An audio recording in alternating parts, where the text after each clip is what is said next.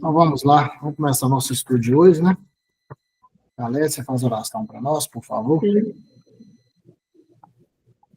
Nós vamos pedir ao nosso Mestre Jesus que continue nos amparando, nos intuindo, para que possamos assimilar todos os ensinamentos que aqui vamos receber, para que a gente consiga colocar em prática na nossa vida, né, no nosso dia a dia, principalmente agora que o planeta está com mais dificuldade, com as energias mais densas, onde a gente também entra nesse clima, se não tiver com mais vigilância, com mais oração, fica mais difícil, a gente acaba caindo.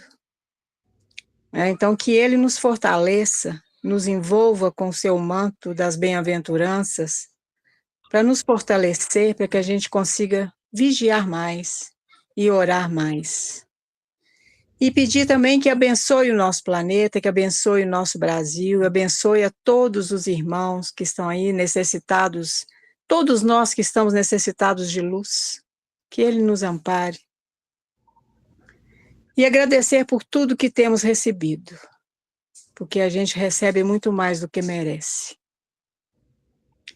Pai nosso que estais no céu, santificado seja o vosso santo e amado nome. Venha a nós o vosso reino de amor, de paz, de sabedoria e de justiça. Seja feita a vossa vontade aqui na terra, como em todo o universo. O pão nosso do corpo e do espírito dai-nos hoje e sempre, Pai. Perdoe as nossas ofensas e nos ensine a perdoar, amando os nossos ofensores. Não deixeis que caiamos em nossas próprias tentações e livra-nos, Senhor, de todos os males, pois só vosso é o reino, o poder e a glória para sempre. Que assim seja. Graças a Deus. Que assim seja. Vamos lá, Calazans. Bem, hoje nós estamos começando o item 5, né, obsessão e mediunidade.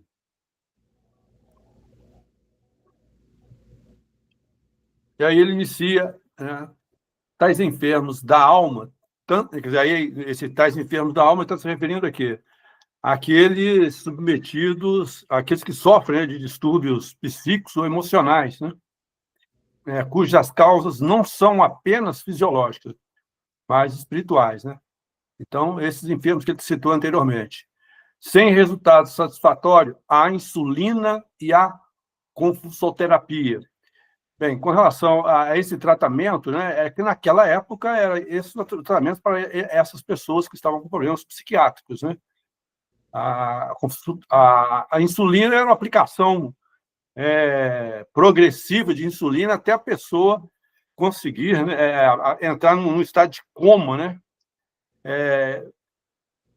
Hipoglicêmico, né? Então, vai aplicando, entrava em coma, eles permaneciam um pouco nesse coma, e aí eles achavam que isso aí era um tratamento. Foi até um psiquiatra austríaco, né, que inventou isso aí, o Manfred Sackermann, em 1933. Ele que utilizou essa técnica, esse método, mas que não deu muito certo, que em 1952 encontraram outras substâncias, né, para tentar resolver, porque a insulina realmente não solucionava, não. E a confusoterapia seria a aplicação de um tratamento médico usado que provoca as confusões, né, controladas no paciente com o objetivo de aliviar os sintomas, né, de certas doenças mentais graves. Ela foi introduzida também em 1938, né, pelo italiano Ugo Serletti, né, e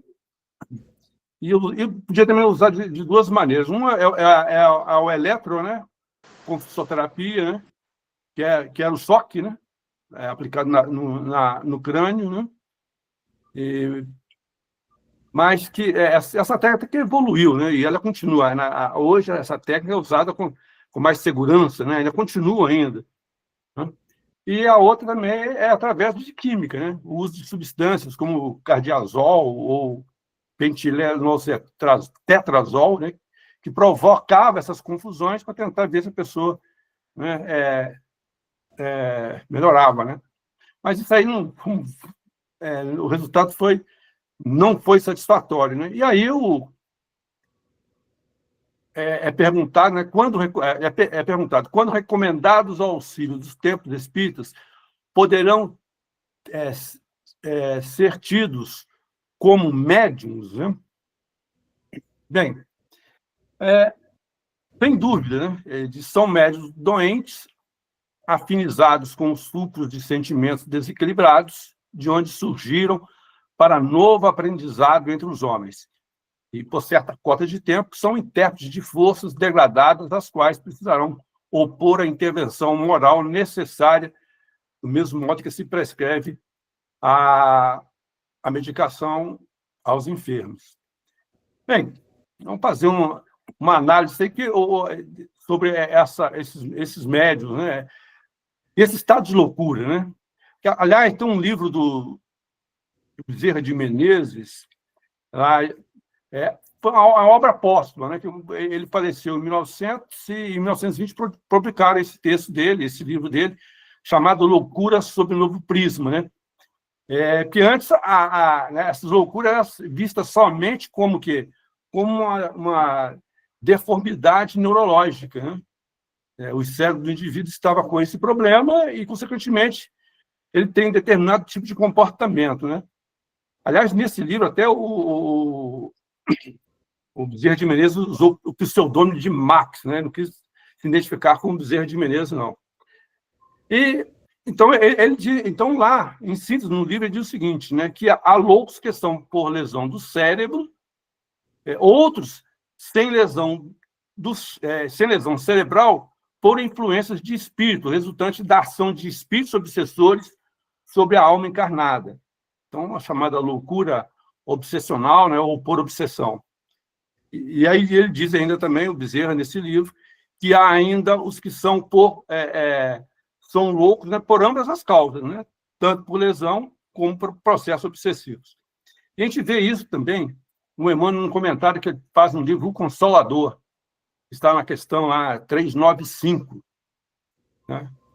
Quando ele responde a pergunta, né? Pode a obsessão transformar-se em loucura?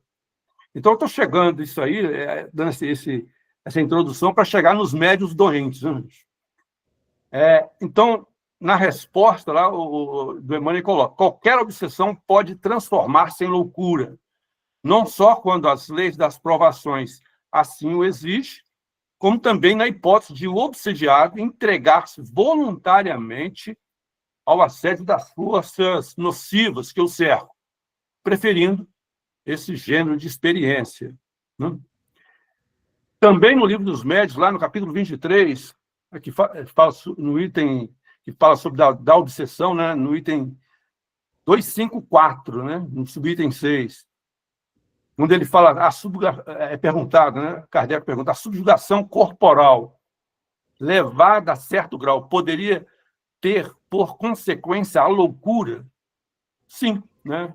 A resposta dos espíritos. Uma espécie de loucura, cuja causa é desconhecida do mundo, mas que não tem relação com a loucura comum.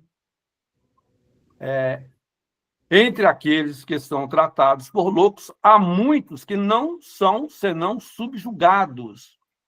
Ser-lhe-ia necessário um tratamento moral, ao passo que os tornam loucos conhecerem bem o espiritismo, saberão fazer essa distinção e curarão mais doentes do que com as duchas, né? Também nos domínios da humanidade, fazendo menção a esse processo obsessivo, né? Nós estamos falando de obsessão e mediunidade, nesse item, né, do livro. Nos domínios da mediunidade, no capítulo 10 e 13, traz as seguintes informações, né? Não podemos esquecer que as causas do suplício de hoje, assim enraizarem nas sombras de ontem, né? Os templos espíritas vivem repletos de dramas comoventes que se prendem ao passado remoto e próximo. A mediunidade torturada não é senão o enlace de almas comprometidas em aflitivas provações nos lances do reajuste. Também, eu trouxe também outra informação que está no livro dos médiuns, no livro Médiuns e Mediunidade, no capítulo 16, né, onde é colocado: não é a mediunidade que responde pela eclosão do fenômeno obsessivo. Aliás, por meio do cultivo correto das faculdades mediúnicas, é que se dispõe um dos antídotos eficazes para esse flagelo, porquanto, por meio delas, se manifestam os perseguidores desencarnados que se desvelam e vêm esgrimir as falsas razões na quais se apoiam, buscando justificar a insânia. Daí, né, a resposta que foi colocada no texto de hoje lá, né, que essas pessoas, né, nesses tais enfermos da alma, quando recomendados a buscarem os templos espíritas, né, eles poderão ter tidos, né, como médios, sim, né, grande parte ali tem uma mediunidade torturada, né, como foi colocado anteriormente aí, são processos, né, que levam muitas vezes a uma espécie de loucura, não é loucura, né, como foi colocado nos do médios, mas como é dito, né, são sentimentos desequilibrados que surgiram, que tendo uma nova oportunidade de estar no centro espírita, de serem tratados, né, de serem orientados para sair desse desequilíbrio. Né? Porque... Lembrando que 99,9% de nós médiuns nas casas espíritas é mediunidade de provas, tá? Porque mediunidade missionária são pouco, raríssimas. Então, é mediunidade de provas. E como mediunidade de provas, nós todos, médios, estamos, se nós não vigiarmos, estamos sujeitos às influências externas. Só para lembrar. E no próprio livro dos médios coloca também, né, que lá... porque aqui no mecanismo da mediunidade, nos quais é preciso opor a intervenção moral necessária. E no livro dos médicos coloca lá: será, todavia, a transformação pessoal e moral do paciente que lhe concederá a recuperação da saúde mental, e ele se está libertando do cobrador desnaturado. A mediunidade constitui abençoado, isso lá nos livros Médiuns e Mediunidades, né? A mediunidade constitui abençoado meio para evitar, corrigir e sanar os processos obsessivos, quando exercida religiosamente, né? Isto é, com unção, com espírito de caridade, voltada para a edificação do reino de Deus nas mentes e nos corações. Então, como você bem lembrou, né? Muitas vezes também, né, Vicente, evitar que entre em processo de loucura. Às vezes não chega lá, né, com processo de loucura na casa espírita, não. Mas, dependendo do modo de proceder, pode, né? A gente tem que evitar esse processo. Né? Primeiro é evitar, corrigir e sanar, né, esses processos obsessivos. Então, Calazans, lembrando também que é o seguinte: grande parte das pessoas que nós achamos que estão loucas, na realidade, é a mediunidade torturada. Isso. Porque o que acontece? Primeiro, você vem com a ficha de trabalho. Você sai do mundo espiritual, então você já vem com uma ficha de trabalho aqui para a Terra. Recebe tudo que você precisa do plano espiritual para que você execute o seu trabalho proposto. Chega aqui, você não quer saber de nada disso e aí o que o mundo espiritual faz? Primeiro, eles vão usar os recursos à disposição deles. Um desses recursos é começar a despertar certos pontos da mediunidade, em especial a audiência. Porque aí você começa a escutar vozes e você não vê ninguém. Você começa uma pessoa está te falando uma coisa, uma outra fala, você responde para ela, o outro acha. Então, na realidade, a loucura, grande parte da loucura na mediunidade, é porque você está escutando mais de uma pessoa falando e você está respondendo. Então, para quem está ouvindo, que não está vendo o espírito, então é loucura. E isso a gente precisa realmente ter o cuidado com isso. Porque, caso contrário, se a gente não vigiar, conforme disse Jesus, aí a gente vai arrumar confusão mesmo. E não tem jeito. E vamos voltar falido. E isso independe de religião. Porque quando a gente fala de mediunidade, a gente só lembra do espiritismo. E quando, na realidade, todo dirigente religioso, todo formador de opinião, jornalista, religioso, profissional da área médica, que são formadores de opinião, são intermediários, não tenham dúvida disso, porque a gente acha que ser médio é só receber o espírito. Não, não. Todo formador de opinião é um médium, não tenha dúvida disso. E aí a gente acaba falando.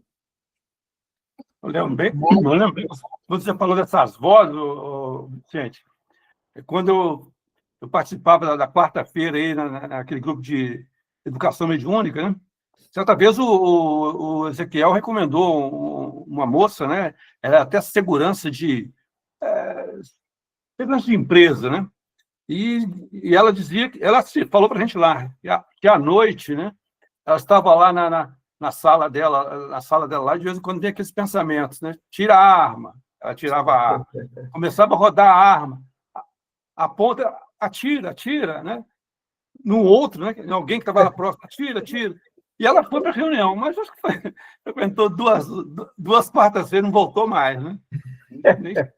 O que aconteceu, né? Mas como você falou, ouvir essas vozes, né? Ela ouvia, né? Ela falou assim, estou ouvindo aí, mandando eu fazer algo. Aí foi, né? Foi recomendado auxílio, né? Lá a casa, mas não quis, né? Também depende da pessoa, né? Da vontade dela, desse esforço, né? E voltando aqui, né? Quando ele fala que, por certa cota de tempo, são intérpretes de forças degradadas, às quais é preciso opor a intervenção necessária, a gente pode também pegar lá na Gênesis, né? No capítulo 14, quando fala dos fluidos, né? Quando ele fala de o que uma força física, uma doença física, a necessidade de uma intervenção física, né? Para uma força moral, há necessidade de uma intervenção moral, né? Então, para esses casos, desse tipo de médico, apresenta isso aí, né? Há necessidade de uma educação moral, de uma evangelização, né? Participar de grupo de estudo, para tentar, né? Trabalhar, né? Essa mediunidade torturada. Trouxe também para comentários, até tanto que você falou anteriormente, né? No Emmanuel, na questão 393 do livro O Consolador, ele faz a pergunta: como entender a obsessão? É prova inevitável ou acidente que se possa afastar facilmente, anulando-se os efeitos? Né? Então, ele coloca: a obsessão é sempre uma prova, nunca um acontecimento eventual. No seu exame, contudo, precisamos considerar, né, os méritos da vítima e a dispensa da misericórdia divina a todos que sofrem. E ele prossegue, né? Para atenuar ou afastar os seus efeitos, é imprescindível o sentimento de amor universal no coração daquele que fala em nome de Jesus. Não bastarão as formas doutrinárias, é indispensável a dedicação pela fraternidade mais pura. Então, a caridade, colocar o amor em ação, né, para afastar essas influenciações, né? E ele prossegue: os que se entregam à tarefa da cura de obsessões precisam ponderar, antes de tudo, a necessidade da iluminação interior do médium perturbado, porquanto na sua educação espiritual reside a própria cura. Então, frisando muito bem, né? Depende do médium também, de querer ter essa vontade, né? Vai contar, sim, com o auxílio da casa espírita, né? Mas ele precisa fazer a parte dele, né? Porque o obsidiado que entrega o corpo sem resistência moral, né, as entidades ignorantes e perturbadas, né, ele compara como se fosse um artista, né, que entregasse o seu violino precioso a um malfeitor, o qual um dia poderá renunciar à posse do instrumento que não lhe pertence, deixando-o esfacelado sem que o legítimo, mas imprevidente dono possa utilizá-lo nas finalidades sagradas da vida. Então, veja bem, se a gente não tem esse cuidado, né, vai ter essa atuação desses obsessores, né, e o propósito nosso de virmos como médios para atuar no bem, né, para ter uma finalidade sagrada, a gente vai conseguir executá-la. Né? Vem com compromisso, vem tendo a mediunidade como um instrumento para se curar, a pessoa não quer. Né? Então, está plantando, né, e vai colher. Né? E também trouxe uma outra observação que está também, na questão 394 do mesmo, o Consolador, né? Quando ele pergunta, será sempre útil para a cura de um obsidiado a doutrinação do espírito perturbado por parte de um espiritista convicto? Então, ele coloca, né, a importância da reunião mediúnica ali para que ocorra essa doutrinação, esse esclarecimento a esse espírito, né, perturbado. Né? Ele fala, a cooperação do companheiro, no caso, o doutrinador, o esclarecedor, vale muito, né? E faz sempre grande bem, principalmente ao desencarnado. Mas a cura completa do médium não depende só desse recurso.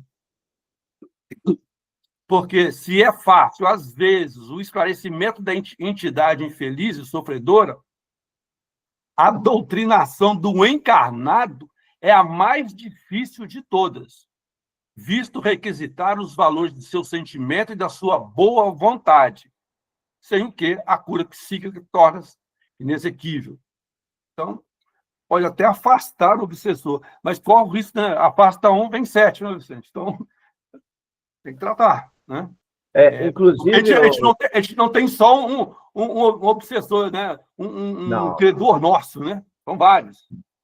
E a gente precisa entender também o seguinte, é muito comum achar que nós, somente nós, os homens, temos direitos. O processo de uma obsessão, que é culpa do espírito. Não, aqui na Terra não tem santo, nenhum de nós é santo, não. Nós somos espíritos endividados com a lei, com a própria consciência, e muitas vezes, eu escutei do Ezequiel falando um negócio, que a grande maioria dos médios, por que ele fala mediunidade de prova? Ele fala que a grande maioria de nós médios que viemos para a Terra, a princípio nós estamos invisíveis aos olhos dos espíritos dos nossos credores. A princípio. Mas existe um tempo para nós ficarmos invisíveis a esses credores. E esse tempo é o tempo que nós temos para trabalhar moralmente, para trabalhar nossos valores. Porque quando eles tiverem olhos de nos ver, nós já estamos preparados para encará-los. Então, é aquele negócio que Jesus fala, ter olhos de ver.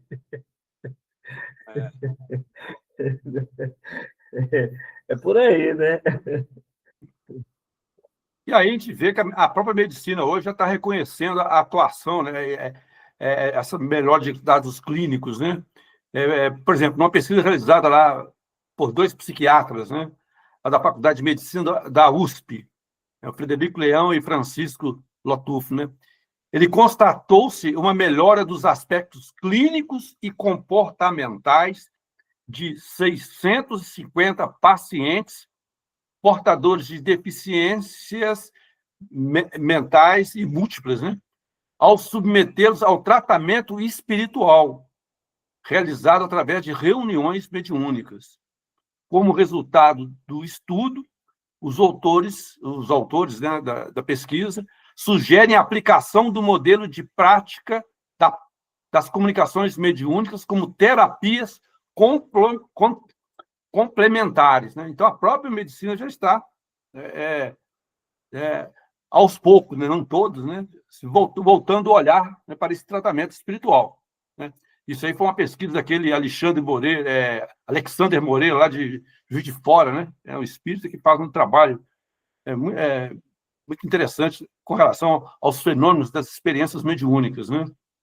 Então, ele faz uma pesquisa muito grande, aí tem livros, né? Então, ele trouxe esse resultado dessa pesquisa. Então, a própria ciência já começa, né, a observar que não é só uma questão, né, física ali, tem um envolvimento espiritual também.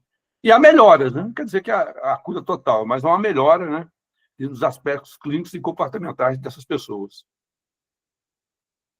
Mais um comentário? Eu estava estudando Missionários da Luz com Haroldo Dutra, e ele comentou isso, falando que a dívida é 50% para o obsessor, 50% do obsidiado. É meio a meio. A culpa é 50% de cada um. O que não perdoa, né, e o que não tenta pedir perdão, né? Então, Ele foi bondoso, né? Tá achando. Tentou aliviar. Bem, continuando. Ele prossegue. Trazendo consigo as sequelas ocultas da internação na província purgatorial, de que volvem pela porta do berço terrestre, exteriorizam ondas mentais viciadas, que lhes alentam as disfunções dos implementos físicos. Ondas essas pelas quais recolhem os pensamentos das entidades inferiores, a lhes constituírem a cobertura da retaguarda. Então, vamos analisar miudinho, né? Estudo miudinho. Então, quando ele fala está trazendo consigo as sequelas ocultas da internação na província purgatorial, né? Ou seja, né, quando ele estava lá encarnado, né, ele estava naquele ambiente lá complicado, naquelas zonas inferiores, né, ele traz, né, todas aquelas perturbações porque ele estava passando lá, né, naquele local, né. A gente pode até citar um exemplo, aqui, terra a terra, né? Ver algum soldado aí que vai para a guerra, né? Membros das Forças Armadas aí. E lá vai conectar naquele momento da batalha, fatores estressantes, né? Eventos traumáticos, né? Aquela experiência de violência, né? Muitas vezes a perda próximo dele de amigos e companheiros, né? E o conflito moral, né, de ter que matar, né? Mesmo em autodefesa. E isso aí causa um grande sofrimento psíquico, né, a esses militares, né, que se manifesta como né, um trauma de guerra, né, até chamado transtorno de estresse pós-traumático, né, é um dos diagnósticos de saúde mais comum dos militares, por exemplo, dos Estados Unidos, que está sempre em conflito, né? O Brasil é um país, graças a Deus, né, não se envolve nessas guerras, né? Ainda bem. E aí, segundo as pesquisas, né, mostra que de 5% a 20% dos militares destacados, por exemplo, lá para o Iraque e o Afeganistão, desenvolveram essa condição. Então, aí, esse soldado, quando volta da guerra, né, após, como eu coloquei, às vezes, tendo que como autodefesa, ter que matar, né, o inimigo, né, muitas vezes volta para casa e tem pesadelos, né, com aquela situação, né, sentindo remorso, né, e o Espiritismo explica isso aí como, né, um conflito interno entre o instinto, né, de sobrevivência e a lei do amor, né? E o trauma vai impactar esses militares, né, de diferentes maneiras, né? E aí pode levar a transtornos mentais relacionados ao trauma, sentimento de raiva, paranoia, isolamento dos amigos e, às vezes, até tirando a própria vida, né? Tá. A mesma coisa, talvez em grau pior ainda, acontece lá no plano espiritual. Você está num ambiente de guerra, lá, num ambiente, né, de conflito lá, né? Só que lá você está naquele local por questão de vibração, de sintonia, né? Que conduziu àquele local. Então, aqueles traumas lá, aquelas situações que passam lá, refletem muito, muito aqui, né? Quando ele reencarna. Né? Então, é uma comparação de como essa perturbação ocorre, né? E até para a ligação mental. Né? Então, a pessoa lembra daqueles fatos, mas sem, como ele fala, sequelas ocultas. Né? A gente não consegue identificar porque tem esse tipo de comportamento, esse tipo de pensamento, essa maneira de agir. Por quê? Porque está atrelado àquelas imagens, ao que ele vivenciou lá na zona purgatorial. Né? E esses espíritos, quando retornam à Terra, né, pela reencarnação, né, ele continua também emitindo essas mesmas ondas vibracionais mentais daquele passado, como também, né, está recebendo aquelas vibrações de lá. Né? Esses pensamentos doentios, sentimentos inferiores, ódio, culpa, medo. Né? E a gente vê bem que nos capítulos anteriores, né, porque aí ele fala, a gente que evolve a porta do berço terrestre, exterioriza ondas mentais viciadas, né, de lá. Está exteriorizando aquilo que ele guardou de lá, está trazendo de lá. A gente vê que nos capítulos anteriores, André Luiz explica que a mente é um centro emissor e também receptor de ondas, né? Quer dizer, é um foco de energia criadora. E tudo que pensamos e sentimos, claro, gera vibrações, né? E vai moldar o quê? O nosso perispírito, né? O nosso corpo espiritual. E, por consequência, vai influenciar o nosso corpo físico. Né? Aliás, ele coloca no capítulo 1 desse mecanismo da mediunidade lá, né, que a mente é o espelho da vida em toda parte. Então, está refletindo, né, o espelho daquele que nós captamos de lá, daquilo que nós estamos emitindo. Né? E essas vibrações negativas, né, como ele coloca aí, né, alentam as disfunções dos implementos físicos, né, ondas pelas quais recolhe os pensamentos das entidades inferiores. Né? Então, assim, cada espírito modela o seu próprio destino. Nós estamos modulando, nós estamos construindo, né, o nosso destino. Nosso comportamento aqui está afetando o nosso corpo perispiritual, né? Como já afetou no passado, e hoje nós estamos... o nosso corpo é moldado nesse perispírito. Né? Então, esses desequilíbrios mentais é a razão de comportamentos nossos, pensamentos, conduta do passado. Né? Então, como consequência, em razão disso, que ele vai nascer com enfermidades, deficiências, distúrbios psicológicos, né? Que são reflexos das nossas próprias ações mentais anteriores. Então, nada é por acaso, né?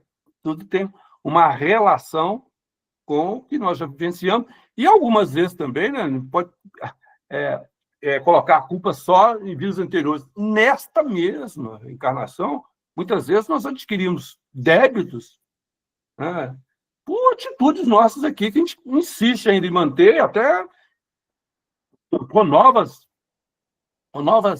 infrações à lei divina, né?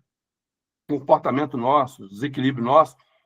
A gente não busca se conectar, né, com o plano maior, com Deus, com Jesus, para a gente ter uma vida mais equilibrada. Né? Então, se afasta da religiosidade no sentido assim, de buscar o lado espiritual, os tesouros do espírito, né, para nos amparar, para nos proteger, para nos direcionar nesse caminho. Né? Então, e a gente tem que lembrar também o seguinte: o nosso equilíbrio moral é remédio para nós e para todos aqueles que estão no nosso entorno. Se o mundo espiritual tem muito mais espíritos do que na Terra, então vamos deixar claro que a quantidade de espírito que cada um de nós tem é muito grande. Então, nós temos que exemplificar para ele. Então, portanto, né, essas enfermidades, esses desequilíbrios nossos aqui, né, o objetivo não é Deus nos castigando, né? Não, mas é a reparação, né? a oportunidade de corrigir os nossos erros, reequilibrar o nosso espírito e harmonizar a nossa mente, né? E essas dificuldades físicas e morais, elas funcionam como instrumentos educativos. A gente tem, né, dentro da casa espírita, esse auxílio, né? Pelo estudo, né? Por se evangelizar, né? A tentar regenerar, essa regeneração, esse progresso nosso espiritual, né? Que é o nosso compromisso aqui, né? Sair daqui melhor, sair aqui do planeta Terra melhores, né, do que quando aqui chegamos, nessa encarnação. Né? Então, concluindo, né, cuidado com a nossa mente, né? Que tipo de pensamentos nós estamos tendo, né? E sentimentos que conduzem, qual a nossa conduta aqui, porque isso aí é uma radiação de ideias, né? E, claro, a gente vai encontrar almas afins, né? E aí, nessa alimentação recíproca, continua o desequilíbrio. Então, como diz o Emmanuel, né, a gente continua nesse ciclo, né, nesse círculo das reencarnações, né, cometendo os mesmos erros, não saindo, né, não modificando. Né? Então, é a oportunidade que nós temos, né, de fazer algo diferente, né? Tem uma conduta diferente do que tínhamos até agora, né? Então, mas é um trabalho árduo, né? O Paulo mesmo, a dificuldade que ele colocava, né? Que o bem ele quer fazer, ele não faz, o mal que ele não quer, esse ele faz. É um bom combate que vamos ter que ter, né? Conosco mesmo, não com o outro, né? Com as nossas deficiências, com nossas limitações. E ele continua. Apesar disso, devem ser acolhidos nos santuários do Espiritismo por medianeiros de planos que é preciso transformar e ajudar. Porquanto, um espírito renovado para o bem, né, a lei do Criador para todas as criaturas, é peça importante para o reajustamento geral dessa ou daquela engrenagem conturbada na máquina da vida. Então, as pessoas que estão chegando aí no santuário, ele coloca aí, né? Ele está fazendo menção à casa espírita, né? Então, quem está chegando, eles têm que ser acolhidos, né? Tem que ser nesse acolhimento, né? Já através do atendimento fraterno, né? Já colocar aqui o que a casa dispõe para esse trabalho de transformação e de melhoria, né? E que através do estudo, através da evangelização, através do trabalho no bem, né? Então, como ele coloca aí, um espírito renovado, né, para o bem, né, para a parte do bem. Ele não basta ter só o conhecimento, não basta ter só essas informações e disso aí não colocar em prática, né? Então, quando ele fala esses medianeiros de planos, né, que ele coloca aí, né, é o quê? É todos aqueles que dentro da casa espírita estão desempenhando algum papel importante ali, né? Importante não no sentido de destaque, né? Mas todo o trabalho é importante na casa espírita, né? Importante para nós, assim, para nossa melhoria. Então, como os médios, dirigentes, os trabalhadores espirituais, todos ali, né, têm a sua importância. E também todos ali estão em transformação, como você mesmo colocou anteriormente, né, Vicente? Todos ali nós somos espíritos enfermos que tivemos, pela misericórdia divina, a oportunidade dessa encarnação nos aproximarmos do espiritismo, né? Sermos chamados e atendermos o convite, né? Ou por amor ou pela dor, normalmente pela dor, né? Para esse trabalho, né?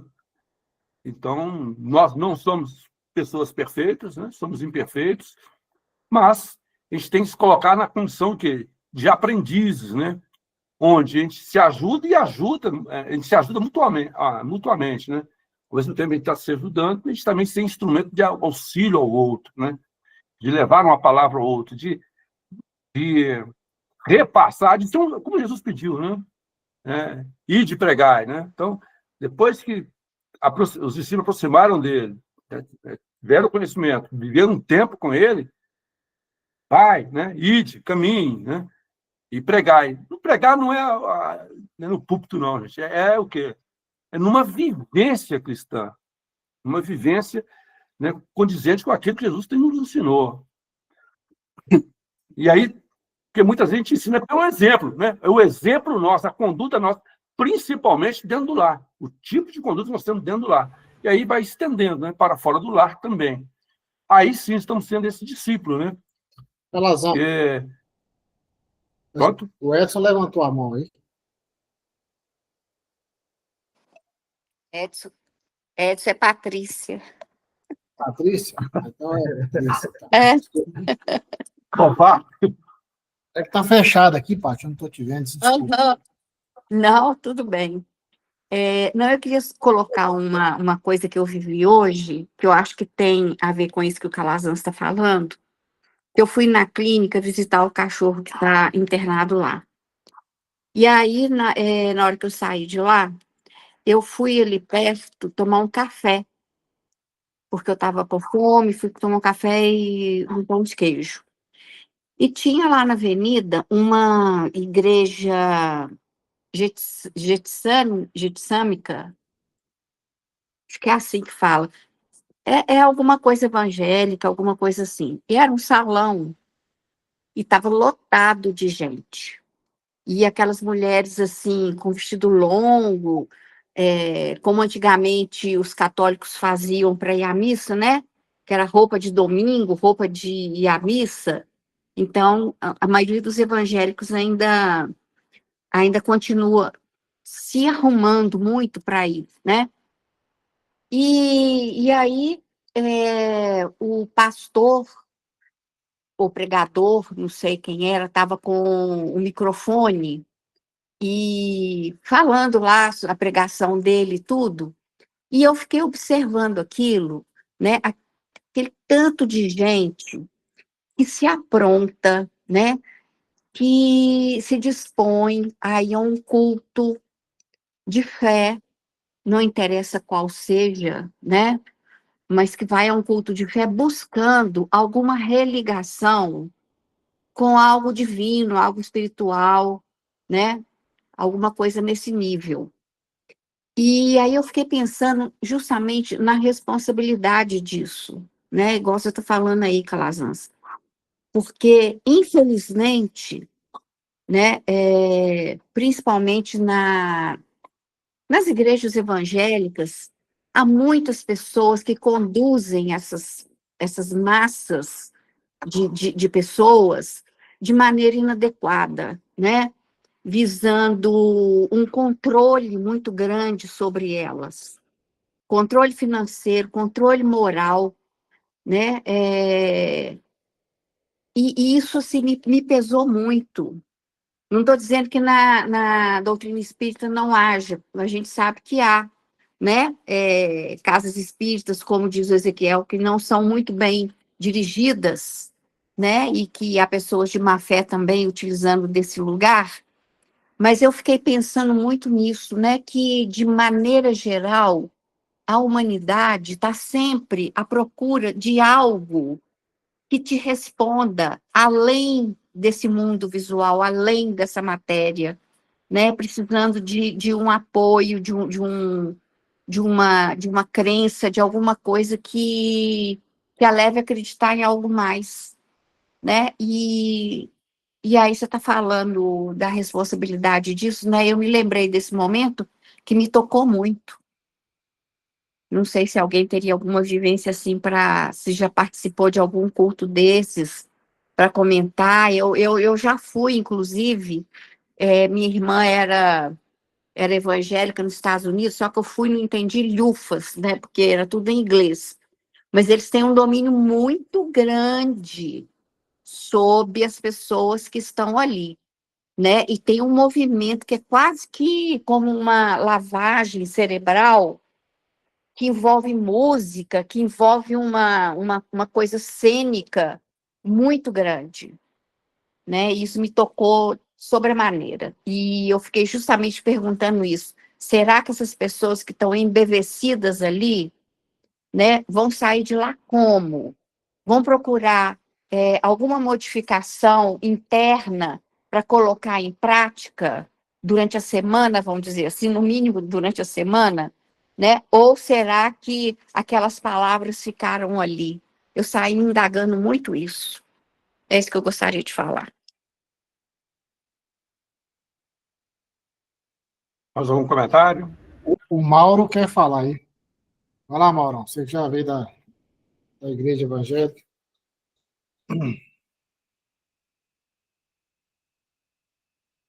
Tá mudo aí, Mauro. E agora? Agora sim. Ô, Patrícia, boa noite. Assim, o que eu tenho que te falar, igual você solicitou, né? Assim, cada caso é uma experiência, né? Então, realmente, você tem lugares razoáveis, lugares bons e lugares ótimos, né? O que acontece, assim, nesse processo, eu posso te falar por onde eu passei realmente por causa que, né, por igreja que eu sentia necessidade de mudar, né? E sem problema. Assim como passei por outras que, excelente, realmente, assim, contribuíram muito positivamente na minha vida, né? Você tocou num item interessante. E aí, durante a semana, o que acontece? Olha, o que eu posso falar pela minha experiência. Aquele louvor, que muitas vezes a gente vê, né? E eu volto dentro daquilo que o Ezequiel pontuou muito positivamente, falando de uma casa bem dirigida, né? O louvor, ele é uma preparação para o que vem a nível de preparação, de culto, né? Então, esse louvor, ele é extremamente positivo. Quando eu comecei na igreja, eu não entendia muito, achava aquilo um monte de música. Eu disse, poxa, eu quero ouvir logo a palavra. E aí, as músicas, muitas vezes, são selecionadas, né? Então, quando a igreja é bem dirigida, elas são selecionadas de acordo com o que vai ser pregado, né? Muitas vezes você já tem ali, né? O pessoal, igual eu já levei a palavra muitas vezes na igreja, então o pessoal perguntava, o que você vai pregar? Vou falar, meu texto é esse aqui. Beleza. Então, está aqui na Bíblia. E eles buscavam algumas coisas dentro daquele assunto. Então, há toda realmente uma preparação para você desligar do mundo. Muitas vezes a pessoa vem ali sofrida, né? E vem com vários problemas, e aí a espiritualidade tem a condição de encontrar uma mente mais receptiva para trabalhar, né? A mesma palavra que é dada para um, fala assim, nossa, mas encaixou, qual que é o seu problema? Não, meu problema, eu estava separando a minha esposa. E o outro? Não, o outro era bebida, não sei o quê e tal. Ali há um tratamento, né? Nas igrejas, né? Como Ezequiel pontuou muito bem dirigida. Há todo um tratamento. E isso, assim, são pregações que realmente, tem muitas pregações que edificam muito, assim como outras nem tanto. E o que acontece? A gente vê que é tudo, para mim, tá? Essa é uma opinião muito pessoal. Para mim, eu não vejo muita diferença de um lugar para outro, da casa espírita para a igreja evangélica, né? Fala-se da mesma coisa de forma diferente, né? Mas por que isso acontece? Eu já questionei isso também. Por que isso acontece? Porque cada um de nós, como o mundo é uma grande escola, cada um de nós está numa série muito particular. Então, para aquele grupo, a palavra vai chegar ao coração daquela forma, né? Para aquele grupo é importante, né? Às vezes, para quem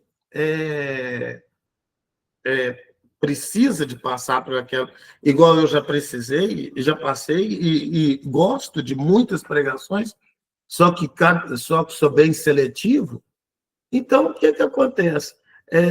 Me ajudou muito, e não só a mim, a toda a família, e é um ponto a pensar, né? E se Mauro, aquele grupo não tivesse sendo assistido do jeito que está sendo assistido, na condição que está sendo, que eles estão afinizados, aonde esse grupo estaria? Então, Mauro, o que me chamou mais atenção foi justamente pensar em como a humanidade é sedenta de uma sim, palavra que sim, oriente, né?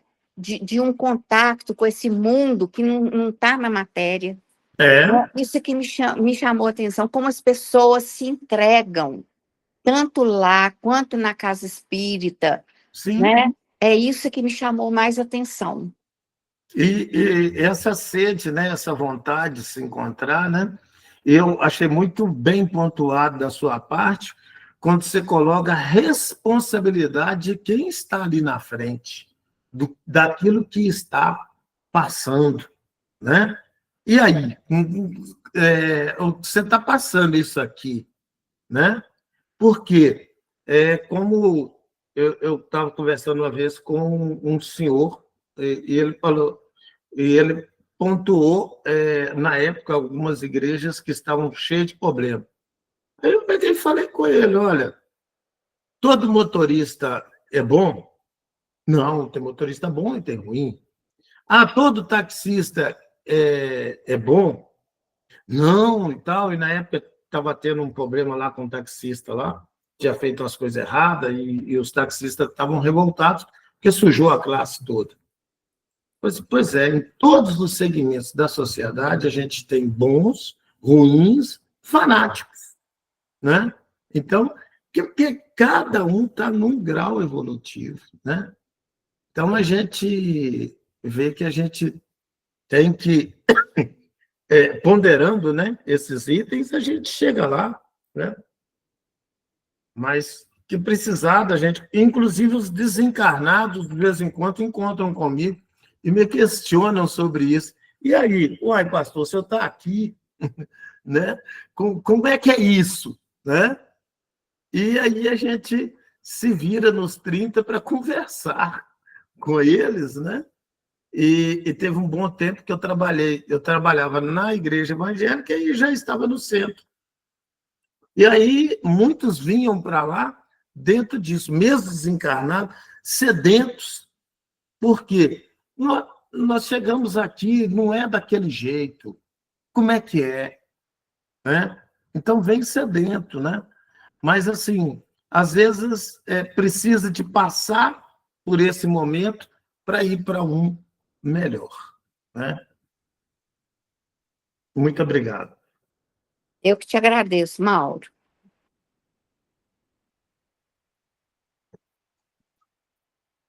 Olha, estamos encerrando, né? Semana que vem eu vou para o último item, que é a doutrina espírita, né? Hoje não dá mais tempo. 3 slides ainda.